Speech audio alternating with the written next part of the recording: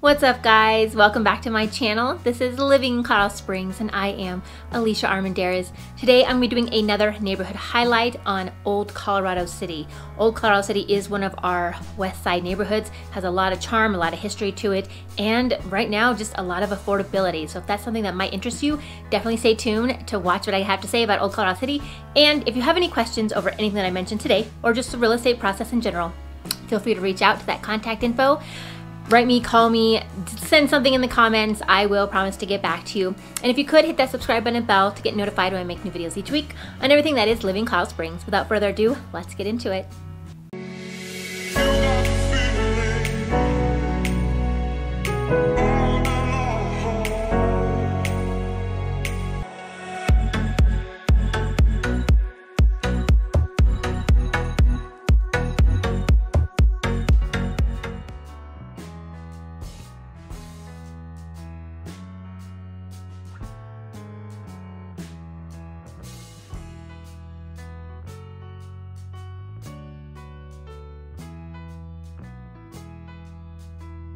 So Old Colorado City is definitely one of the first, if not the first, areas to be established here in town. The settlers came here around 1859 when they were making their way out to find gold and railroad opportunity and the healing treatment of the mineral water in Manitou Springs.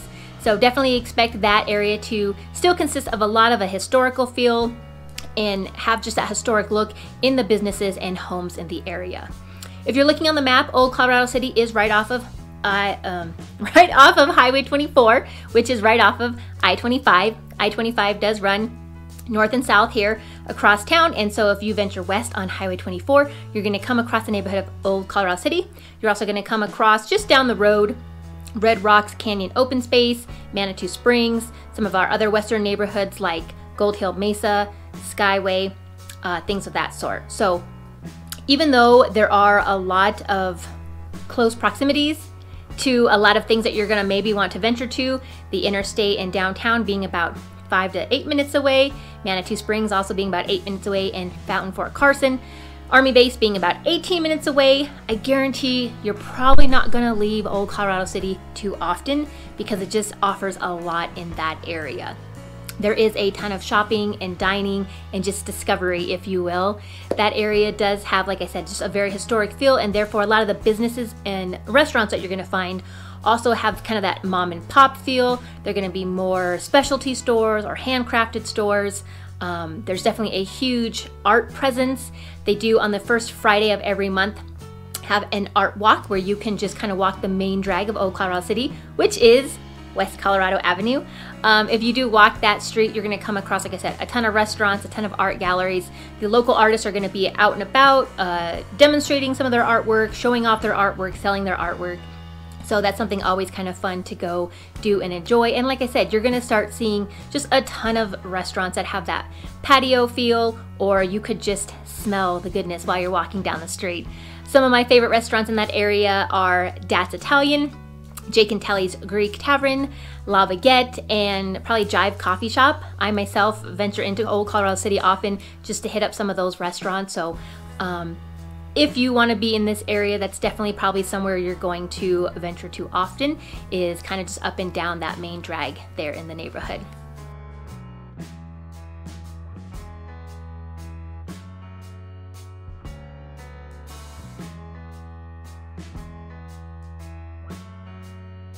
The neighborhood is also really known for Territory Days. Territory Days is a big street festival that we have here in town. It happens every Memorial weekend where people just kind of go out and just do typical street festival things. They check out the vendors, they eat the festival food, you do face paintings, they have live music. It's a really big get together that the entire town just kind of enjoys going to, and that does happen down the main drag of Old Colorado City. Now, if you aren't, looking for that mom and pop and kind of specialty stores, don't worry, you are still very close to some major national chain franchises like the King Soopers, there's a Walgreens, there's an Ace Hardware, there's just some pet specialty shops. There is a big Colorado brewery just across the way from Highway 24.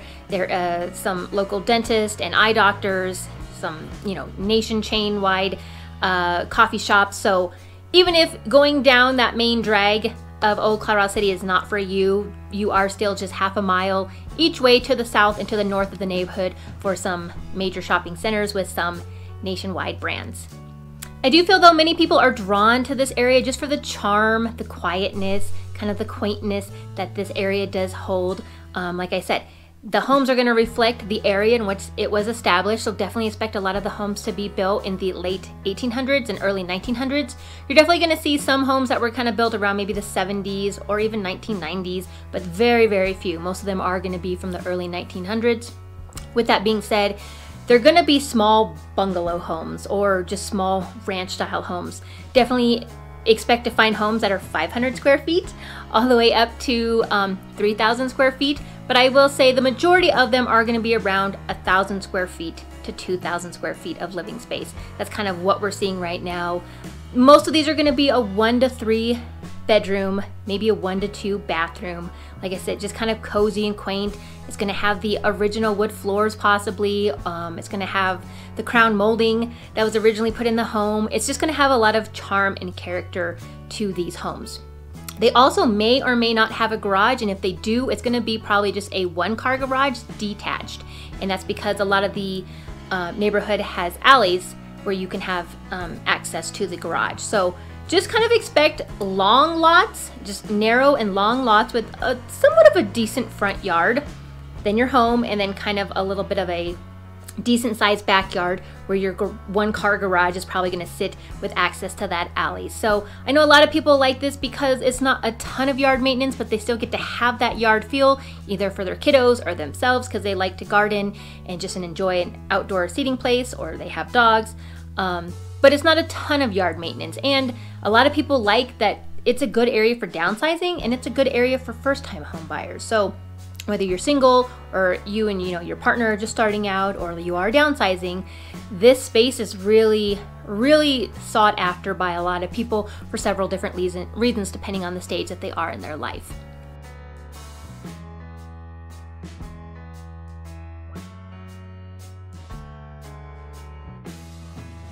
The neighborhood right now is sitting at an average home price between $350,000 up to $600,000, but I will say the majority of these homes are going to be between that $350,000 to $400,000 right now. If you do see anything that's above that $400,000 to $600,000, it's probably because it's been really updated inside, or flipped, or even just somebody came in and scraped the lot and put up something completely new.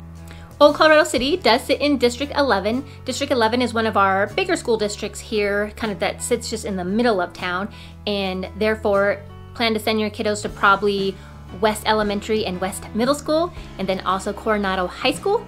You are close enough though that if for whatever reason, if you didn't want to send your kids to either of those schools, you can just go across Highway 24, just about a couple miles down the road, and you can be in District Cheyenne Mountain 12.